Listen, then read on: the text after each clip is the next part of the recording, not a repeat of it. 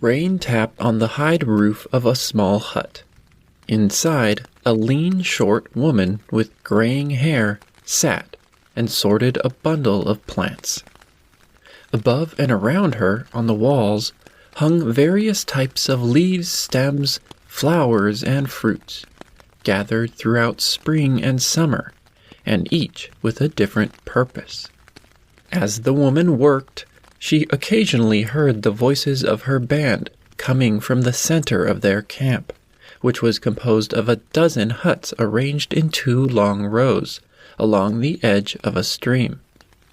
As she hung a bundle of bulrush stalks next to some drying seaweed, a man approached her hut. He was returning from a hunt, apparently unsuccessful given the absence of a carcass. In one hand he carried a wooden spear sharpened to a point and as tall as him. At his waist hung another weapon, 2 stone balls joined together by a string.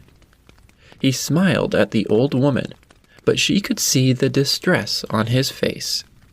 He described the stomach pain that had plagued him since leaving the camp that morning.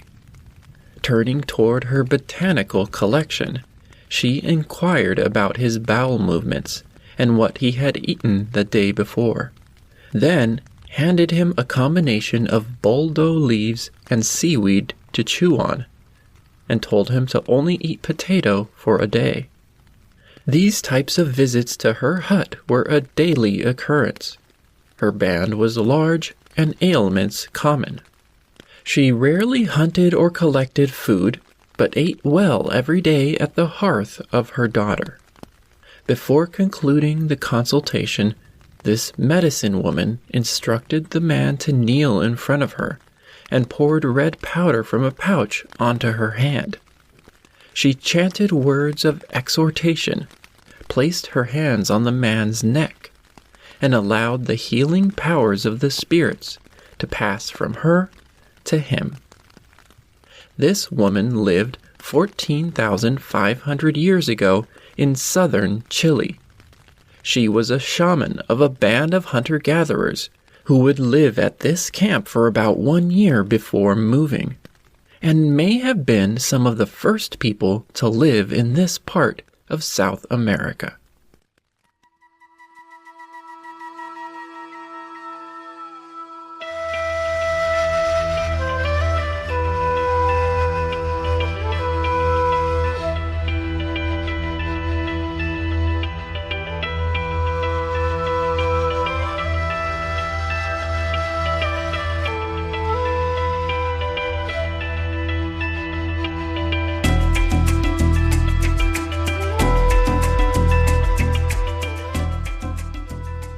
Welcome to Our Prehistory, Episode 40, Arrival in America. The final continent to be inhabited by Homo sapiens was America. Having originated in Africa, our species had reached large parts of Asia, Europe, and Sahul by 40,000 years ago. But at that time, North and South America remained untouched by humans.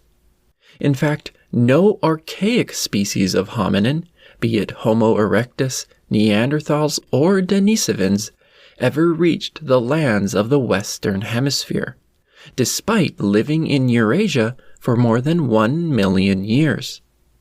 Therefore, the eventual arrival of Homo sapiens to America represents the first coming of a highly intelligent animal to a truly wild land. A land dominated by an incredibly diverse set of enormous creatures, including several types of elephants, giant ground sloths, car-sized armadillos, horses, saber-toothed cats, and dozens of other extinct species of megafauna. Much like the arrival of Homo sapiens to Sahul, which also had no human occupants before us, this scenario presents several intriguing questions. How did people behave when entering an untouched, unclaimed, fruitful, and seemingly unending area? Also, as forager groups settled into the land, how did society evolve in comparison to that of other continents? And how did humans interact with the abundant megafauna of the Americas, animals which had never encountered spear-wielding bipedal hunters? Today, we begin our exploration of the Pleistocene of America with a basic but highly contentious topic: the date of human arrival. As we dig into the archaeological evidence left behind by the first Americans, we will try to piece together elements of these pioneer cultures and learn about one remarkable, paradigm-breaking site in Chile. The first humans entered America from Northeast Asia by crossing the Bering Land Bridge, also known as Beringia, which connected Siberia to Alaska during certain prehistoric periods. Confirmation of this has come from studying DNA sequences of Native Americans, whose closest genetic relatives outside of America come from East Asia and eastern Siberia. This link is seen in people alive today and in the DNA extracted from human fossils that belong to people who lived more than 10,000 years ago in America and Asia. The fact that humans had to migrate across Beringia to reach America helps explain why it was the final continent to be colonized. This land bridge, which laid entirely north of the 60th parallel, only existed during the Ice Age, when sea levels were low and when conditions were significantly colder and less hospitable to human life than they are today. Whereas the dispersal of hunter-gatherer groups through tropical Asia occurred rather quickly, reaching Sahul by 50,000 years ago, reaching Beringia and crossing its frigid Arctic tundra was a much slower process. And as if that wasn't bad enough, once humans reached Alaska, they were confronted with enormous continental ice sheets covering most of Canada, which at times made migrations into the rest of America impossible. Despite these challenges, the geographic origin of American colonization is not seriously disputed, but the date of this event has been debated for more than a century and remains unclear. In fact, it might be the most contentious topic I have researched thus far for this podcast, with an astounding amount of academic articles debating the validity of dozens of archaeological discoveries. Although all experts accept that people were in North and South America by 13,000 years ago, they disagree widely on how much earlier than that the first humans migrated south of the North American ice sheets. Current opinion can be summarized into three main theories. The first puts that dispersal around 13,500 years ago, and is known as the Clovis First scenario, named after a culture that emerged in North America soon after that date. Clovis First was the dominant view for most of the past century. The second theory suggests that humans appeared slightly earlier, moving south of the ice sheets around 16,000 years ago. This is currently the most widely held opinion by experts of American prehistory, and is usually referred to as the pre-Clovis scenario. The third theory argues for an even earlier arrival, sometime between 35,000 and 20,000 years ago, and I will call it the last glacial maximum scenario. Arguments for these theories usually center on the dates of archaeological sites and supposed evidence of human activity. However, other types of information influence this debate, especially genetic and environmental. First of all, geographic factors limited the time periods when travel to America was possible. We know that Beringia only existed during periods of low sea level, such as between 30,000 and 12,000 years ago. Within that time frame, people could have walked from Siberia to Alaska. However, at the peak of the last ice age, from 23,000 to 17,000 years ago, the Canadian ice sheets completely blocked further movement of humans into the rest of North America, beyond Alaska. Therefore, both Clovis first and pre-Clovis scenarios require that humans dispersed southward from Alaska after the ice sheets started shrinking 17,000 years ago. This migration could have taken place along two different routes. Both were extremely long and narrow, journeys of more than 2,000 kilometers. The first is the Pacific coast of Canada, where the glaciers began retreating from the ocean about 17,000 years ago. It's hard to know exactly when a continuous coastline with sufficient resources for human survival appeared.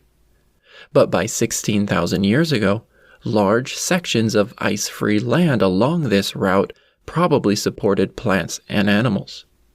If the first Americans took this route, they might have been adept mariners, hopping along coastal islands in boats while hunting marine mammals. Or they may have walked the whole way by crossing winter sea ice in places and fishing for salmon on the mainland. Based on the current genetic diversity of Native Americans, it's estimated that somewhere between 500 and 4,000 people arrived at the far end of this trek past the glaciers. That's between 25 and 200 bands of hunter-gatherers, arriving in what is now Washington State, probably within a century or two of leaving Alaska. All their attempts at inland exploring along this coastal route would have quickly run up against ice. The second potential route from Alaska southward was through an ice-free corridor that appeared between two sections of the North American ice sheet. At the peak of the last glacial maximum, those glaciers had merged, but as the planet warmed, they shrunk and about 15,000 years ago separated just to the east of the Rocky Mountains, creating a narrow passageway between Alaska and southern Alberta and Montana. At first, this corridor would have been a rocky wasteland, blocked at points by lakes of glacial meltwater. But eventually, living things recolonized this land, and the waters drained, making it viable for human life. Experts believe that this happened around 13,000 years ago, when pollen and fossil records show the formation of a steppe environment inhabited by bison in the center of the corridor. Another sign that animals were moving through this passageway by 13,000 years ago comes from the DNA of ancient bison, showing that individuals originating from an Alaskan population had reached the southern end of the corridor. The important takeaway from all this information is that the ice-free corridor through the interior of the continent became a viable migration route about 3,000 years after the Pacific coast did. Therefore, those who advocate for a pre-Clovis entry into America around 16,000 years ago tend to believe that the coastal route was taken. Advocates for Clovis first, on the other hand, tend to favor the ice-free corridor, arguing that little evidence exists for a human adaptation to maritime environments in this part of the world prior to the colonization of the Americas, whereas several Pleistocene camps in Siberia and Alaska show that people there hunted large terrestrial herbivores. The most definitive way of knowing which route was taken would be to find the remains of camps left behind by the earliest migrants. But finding evidence of such a short-lived event has so far eluded archaeologists. The oldest sites on the Canadian coast and in the ice-free corridor are only between 13,000 and 12,000 years old, too young to have belonged to the first pioneers. Whereas geographic and environmental information provides us with time frames when migration to America was possible, genetic studies have given specific dates to human population movements. By comparing the DNA sequences of Native Americans living today and in the past with each other and with those of Asians, geneticists have been able to reconstruct several important moments that led to the formation of Native American genetic lineages. These either involve the mixing of once separated groups or the separation of groups once living together in the same place. The first of these events took place about 36,000 years ago, when the ancestors of Native Americans split from East Asians, probably living somewhere around northern China. Then, around 25,000 years ago, the ancestors of Native Americans came into contact and mixed with another group, known as Ancient Siberians or Ancient North Eurasians, a people who lived across large parts of Siberia, including around Lake Baikal. Ancient Siberians contributed about 1/4 of Native American ancestry, with the rest coming from the East Asian lineage. Although we can estimate when these mixing and splitting events took place, it's hard to know exactly where they occurred. We don't know where the ancestors of Native Americans lived after meeting the ancient Siberians, but we do know that they remained isolated from other Asian groups for several thousand years during the height of the last glacial maximum. Some propose that they survived this harsh period on the southern margin of Beringia, where a shrubby tundra vegetation and reindeer herds may have been enough to support human life.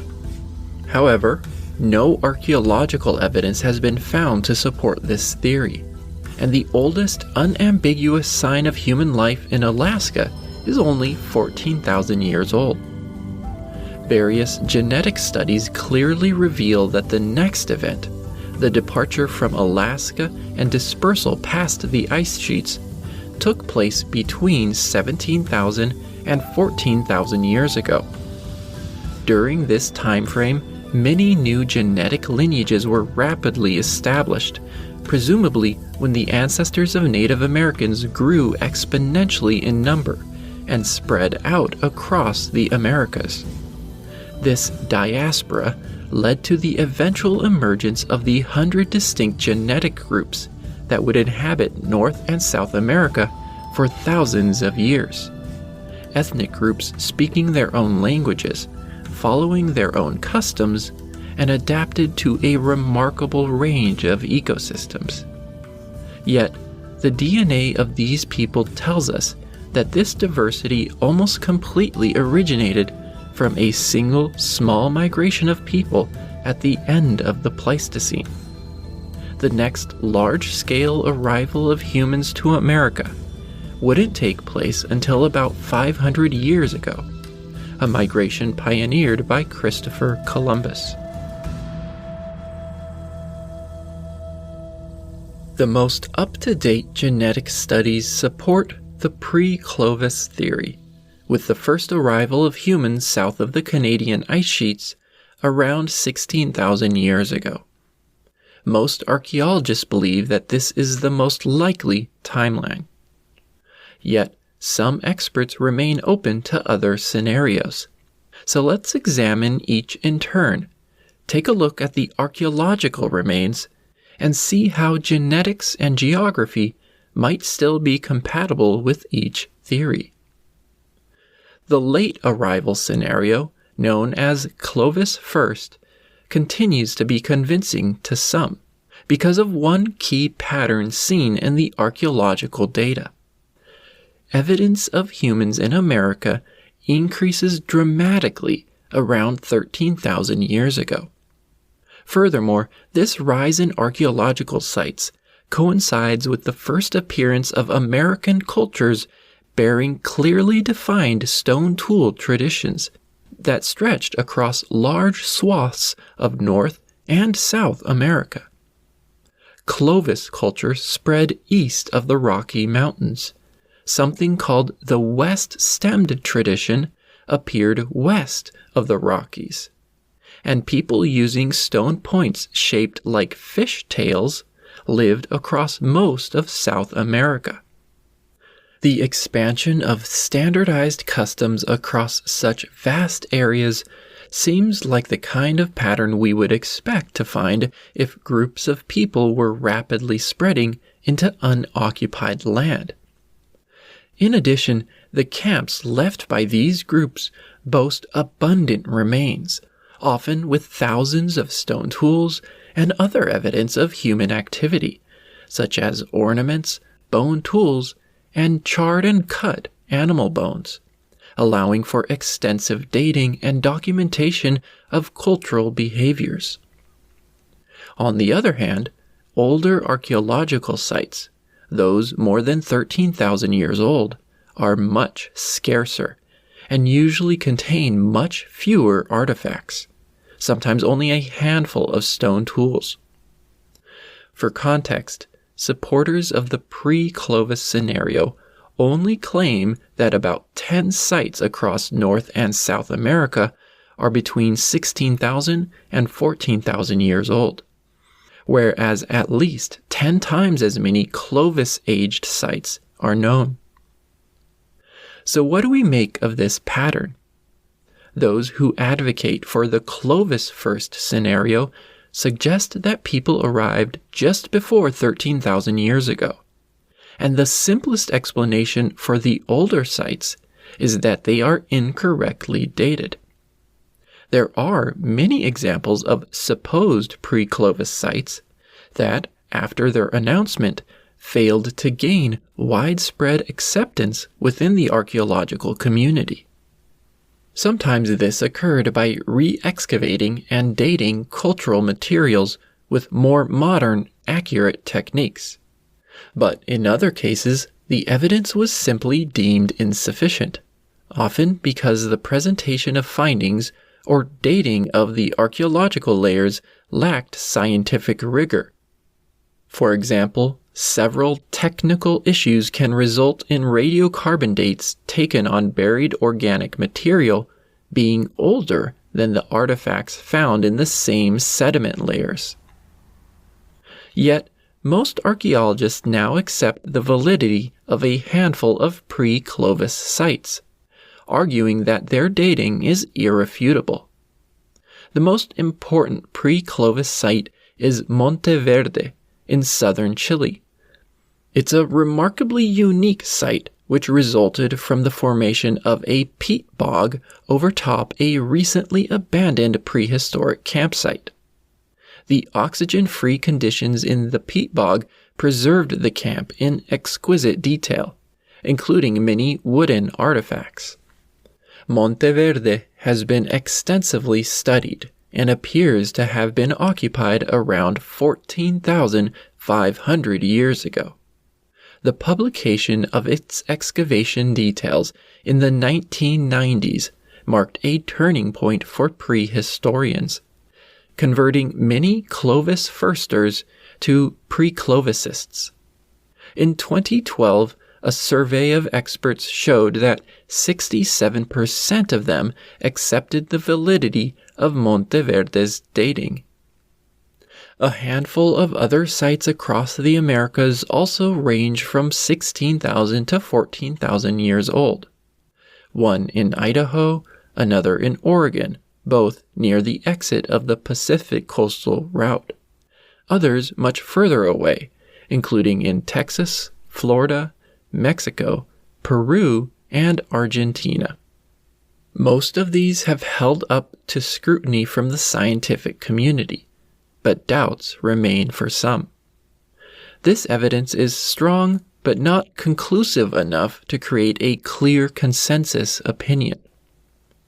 Based on these 10 or so locations and the genetic data, most archaeologists believe that humans entered America around 16,000 years ago, that their descendants moved through the open land quickly, reaching southern South America within 1,500 years, and that for the first 3,000 years after arriving, Americans lived in such small numbers that finding evidence of their existence is difficult. Then, around 13,000 years ago, their population grew substantially, resulting in greater visibility in the archaeological record. With this growth, newly invented types of stone tools spread widely, possibly due to new migratory waves originating within the Americas. This story is the best explanation for the current evidence, but there are mainstream archaeologists who favor another scenario, that the first humans to reach America did so much earlier, before or during the last glacial maximum. They propose that there were multiple dispersals of people across Beringia, one major one around 16,000 years ago, but other earlier migrations that are harder to detect using the currently available DNA samples. Support for this scenario has been fueled by archaeological sites claimed to possess the remains of human activity ranging from 35,000 to 16,000 years old. However, the discoveries from these sites tend to be less convincing than younger sites, often consisting of a small number of simple stone tools, or just some animal bones with markings interpreted as those made by a stone knife. Scrutiny by skeptical archaeologists has cast doubt on essentially all of these sites. In some cases, supposed stone tools or cut-marked bones could have also been produced by natural processes. In other cases, the dating of the sites remains questionable due to the integrity of the excavated layers, technical issues with the radiocarbon technique, or an overemphasis of outlier dates or outdated dating techniques. Some of the most notable of these sites are Meadowcroft in Pennsylvania, Chiquihuite in Mexico, and Pedra Furada in Brazil. At Meadowcroft, bifacially napped stone points, blades, and bone and wood tools, undoubtedly human-made, were discovered and radiocarbon dated to an average of 18,000 years old. But the possibility of contamination from older carbon means that only about 40% of experts accept those dates. At Chiquihuite and Pedra Furada, the criticism of the sites comes not from their age, 33 and 35,000 years old respectively, but from the anthropogenic nature of the artifacts. The supposed stone tools from these sites are simple, without a clear napping pattern. We know from our experience in Southeast Asia and Sahul that humans often made similar simple stone tools. However, at both sites, natural processes may explain the flaking of these stones, specifically the falling of stones from a cliff at Pedra Furada and from a cave wall at Chiquihuite. Another recent discovery presented to support an early arrival to America was found at White Sands, New Mexico, where human footprints were dated to 22,000 years old. But again, these dates have been contested based on a problem with the type of plant seeds used to date the layers with the footprints. Dozens of other sites in America have been proposed to be more than 16,000 years old, but none have managed to convince a majority of archaeologists. Personally, I find it hard to imagine that humans could have lived in the Western Hemisphere for tens of thousands of years without leaving behind more evidence of their existence. Beyond archaeology, other reasons have been given to argue that humans must have reached America before the last glacial maximum. For example, some linguists believe that the wide diversity of languages spoken by Native Americans required more than 16,000 years to develop. Others say that 1,500 years was not enough time for humans to spread from the North Pacific coast of America to the southern end of South America. This dispersal would have been slowed by the need to adapt to different environments along the way. Humans had to pass through the entire tropical zone before emerging again into a temperate climate at the bottom of South America.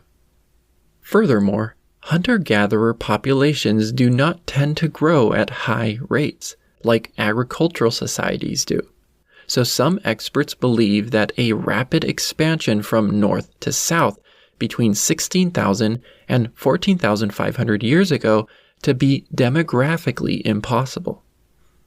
A common response to this critique is that the initial dispersal to South America may have occurred along the Pacific coast by marine-focused foragers, people in boats who ate a lot of fish and shellfish, which may have reduced the extent to which they had to adapt to distinct ecosystems.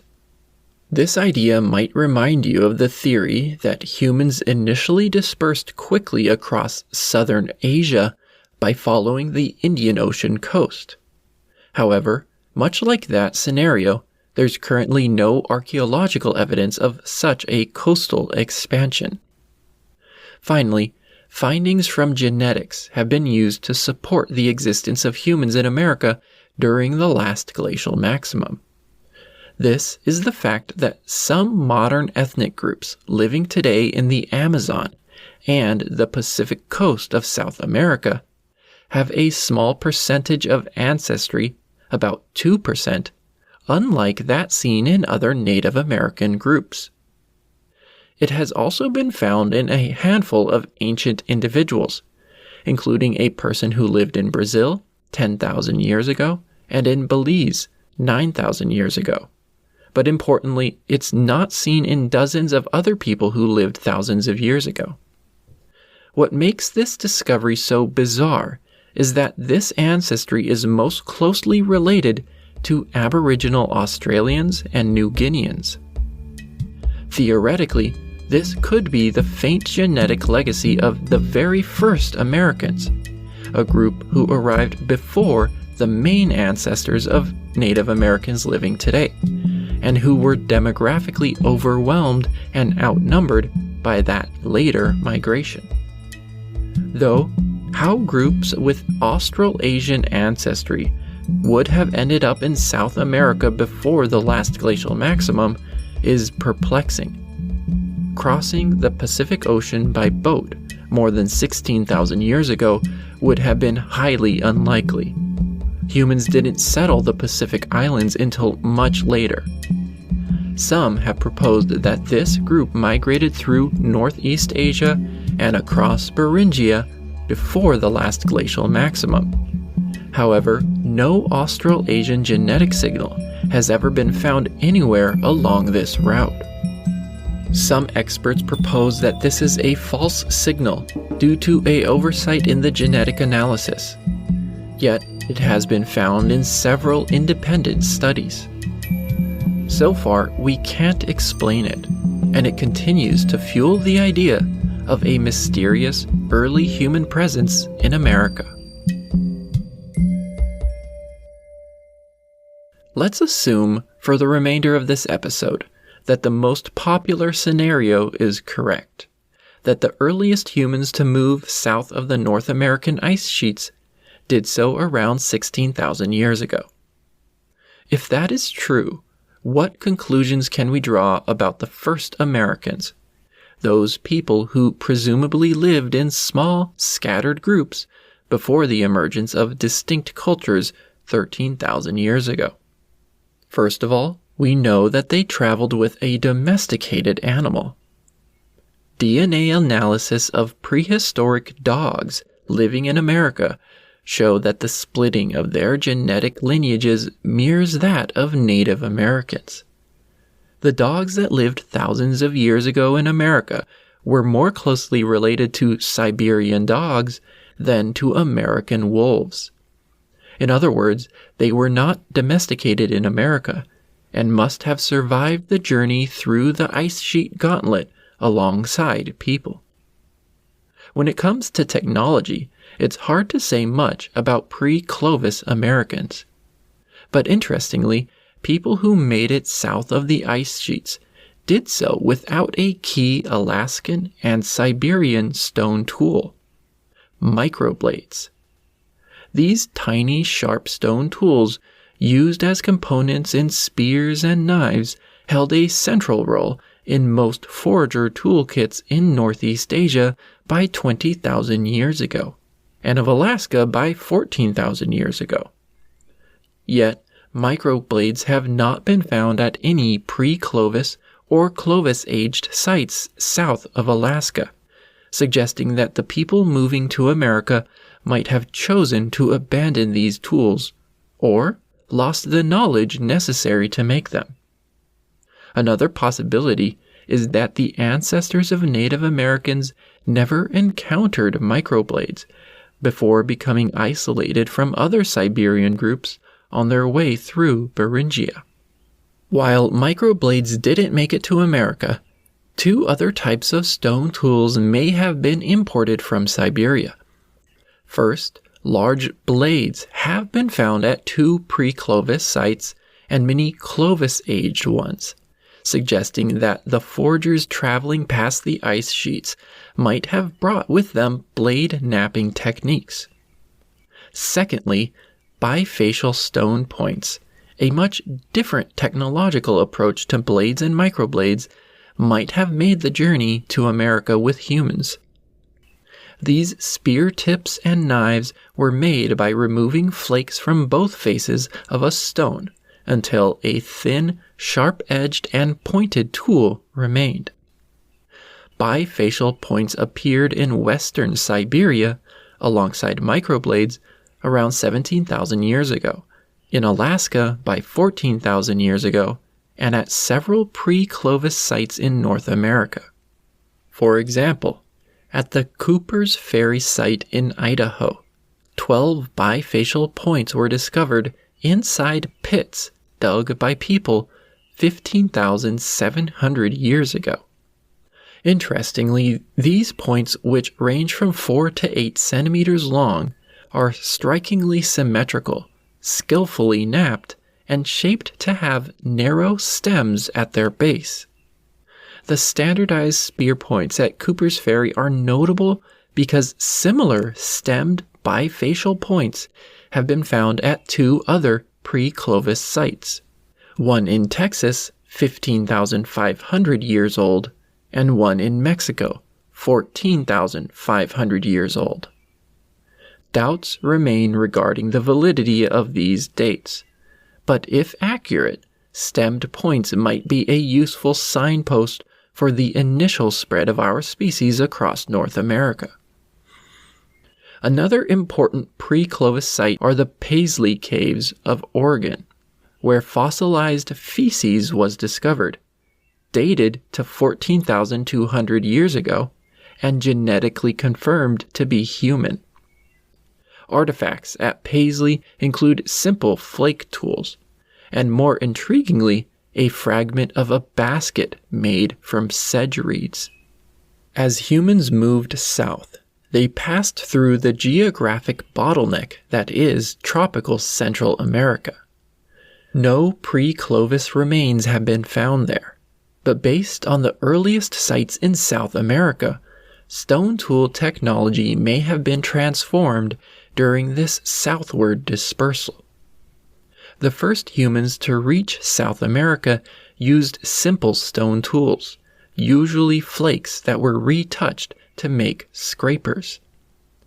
No evidence of blade making has been found so far at the earliest Central or South American sites. This simplification seems to parallel the process that occurred when Homo sapiens migrated through the tropical ecosystems of Southeast Asia. However, this was not as dramatic as in Asia, and bifacial napping methods were not completely lost. At the famous Monteverde site in Chile and early sites in Colombia and Venezuela, long leaf-shaped bifacial stone points were discovered and named hobo points, possibly an evolution of the stemmed points from Cooper's Ferry. Given the small number of hobo and stemmed points from pre-Clovis Age sites, their association with the earliest migrations remains a theory.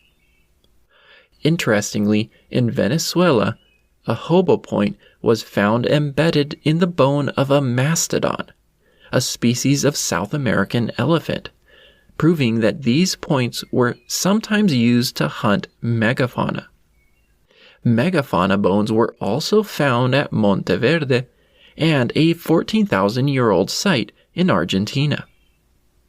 However, not all early South American sites were megafauna kill sites. In fact, most were not.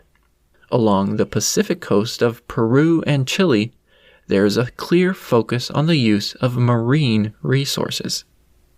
At Huaca Prieta in Peru, people fished and hunted seabirds, sea lions, and shark around 14,800 years ago. By far the most detailed view of pre-Clovis life comes from Monteverde, where people built a camp next to a stream in southern Chile around 14,500 years ago. About 12 kilometers from an ocean bay, this site is not only remarkable for its old age and extensive preservation, but also for the way in which its occupants lived.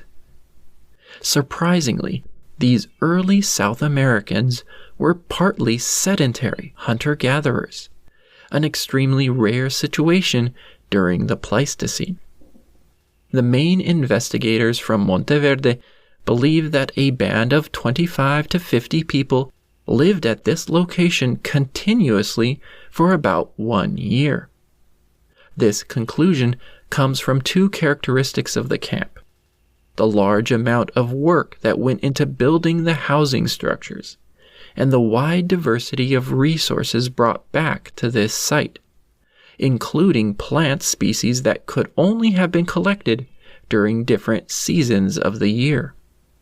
Their dwellings were rectangular and arranged in rows, with the walls of adjacent huts attached to each other, presumably a method of reducing heat loss in the colder months. Logs served as foundations, animal skins as walls and roofs, and long wooden poles and stakes as the frame. All these organic materials were preserved, including string, which was made from a grass-like plant and used to tie the animal skins to the posts. The use of heavy logs, some of which had been cut to size, demonstrates that this group spent significant time and effort building their houses. Each one had its own clay-lined fire pit. Outside, several larger communal hearths were built, and piles of firewood stacked. 12 houses have been excavated at this settlement, but evidence of more structures exists on the other side of the stream. The extent of the construction at this site suggests that its builders planned on a long-term occupation. The area around their camp was mostly covered by a forest of deciduous and coniferous trees. But based on the extensive plant and animal remains found at Monteverde, this band foraged in a variety of surrounding habitats. Among the plant remains were 73 species, including edible tubers, seeds, fruits, berries, and nuts, collected from bogs, coastal marshes, forests, river deltas, and mountain grasslands. Some plants were collected more than a day's walk away from camp. One plant, collected in the Andes Mountains, was a small ground cover plant, likely used as tinder for starting fires. The most important plants in their diet were wild potatoes, seeds from grass-like sedges, and stems of a rhubarb-like plant. Those three staples were available year-round, while others, such as hazelnuts, were eaten seasonally. 25 grinding and hammerstones, along with several wooden mortars, show that the processing of plant foods was a common activity. Some of the plant parts collected by these people only mature in spring, others in summer, and others in fall, showing that this band lived here for multiple seasons. The people of Monteverde also hunted birds, fished, collected eggs and shellfish, and importantly, ate the meat of large game, including extinct species of llama and mastodon. The remains of at least 7 mastodons were found at Monteverde, showing a substantial reliance on this enormous animal for food, and reinforcing the Pleistocene age of this camp. This species went extinct in the region by 12,000 years ago. Killed or scavenged away from camp, hunters only carried certain preferred parts of the mastodon back. Among those valued pieces, tusks were carved and polished to make tools.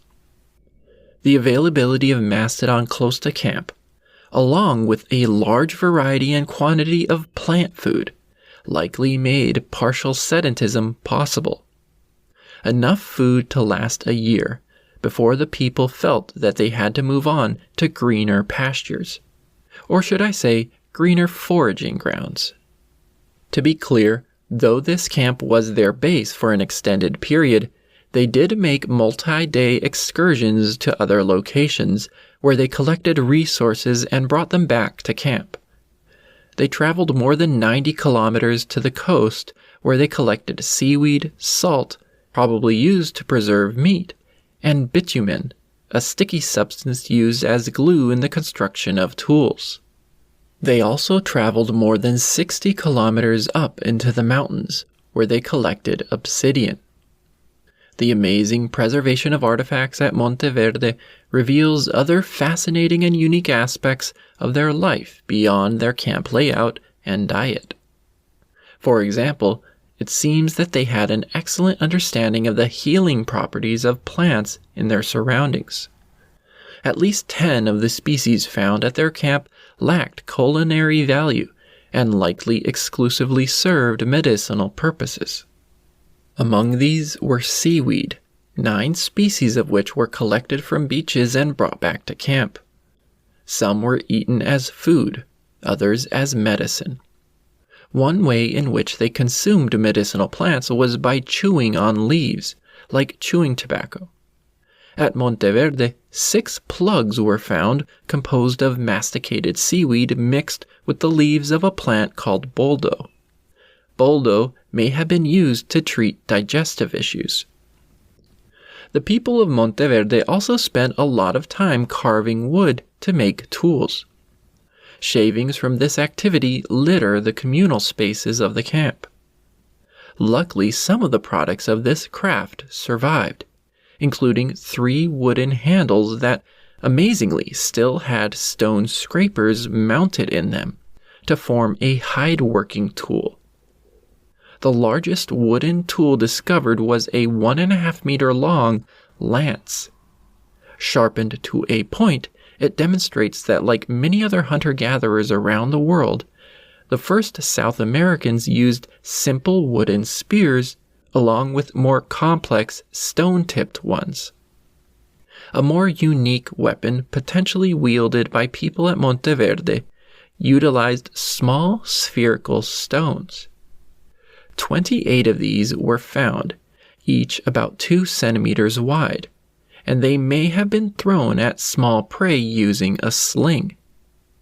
However, grooves carved around the circumference of 2 of these stones suggests that they were tied to strings to make a weapon known as bolas. Bolas can be flung at small animals to stun or entangle them. Presumably, they gathered approximately ball-shaped river pebbles and ground them into near-perfect spheres, a rather time-consuming task. I don't know of bolas being discovered at any other Pleistocene-age sites anywhere in the world, making this a distinct South American innovation. Lastly, one fascinating discovery at Monteverde hints at the emergence of specialized roles within this band. About 30 meters away from the houses, another structure was built. A single isolated hut, not rectangular, but shaped like a wishbone, with an opening at the wide end. Medicinal plants littered the floor in front of this hut, in an open space demarcated with branches and a central fire pit. Some interpret this hut as belonging to the village healer, or to a space for communal ritual. The dedication of a separate area for a specialized function or individual suggests nascent social complexity emerging in this partly sedentary society. Given the sum total of the information collected at Monteverde, what are we to make of this one-of-a-kind place? Up until now, in our exploration of Pleistocene human cultures, sedentism has been exceedingly rare, with the only well-documented cases known in southern Japan during the incipient Jomon, and possibly in Czechia by Pavlovian reindeer and mammoth hunters of the Gravettian. As we will see in a future episode, partial sedentism also emerged in the Levant during the Bowling Alarod, around the same time as Monteverde and the incipient Jomon. Generally, early sedentism seems to be associated with high natural concentrations of food resources, periods of growing population density, and shrinking territories of hunter-gatherer bands, which make the discoveries at Monteverde quite surprising. If the pre-Clovis timeline is correct, and people entered America around 16,000 years ago, then at the time Monteverde was occupied, the human population in South America would have been extremely small and scattered, not one with closely crowded forager bands. If partial sedentism was possible at Monteverde, maybe this way of life was more common during the Pleistocene than we thought. And maybe if we had more sites with this level of preservation, we would find more examples. Critics of the dating of Monteverde use the nature of this site to argue that clearly this was just an early Holocene site that has been misdated, or that clearly the people living in southern Chile were descended from a long line of inhabitants who had developed an extensive knowledge of the natural resources in the region. Ultimately, one of the oldest American archaeological sites teaches us a lesson in humility, that there are many fundamental aspects of our prehistoric past that remain unexplained.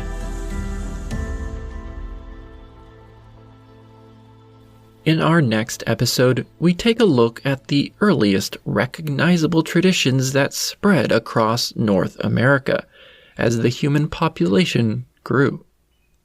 If you've enjoyed this episode, please consider becoming a patron of the show. Your support will allow me to continue bringing you our prehistory.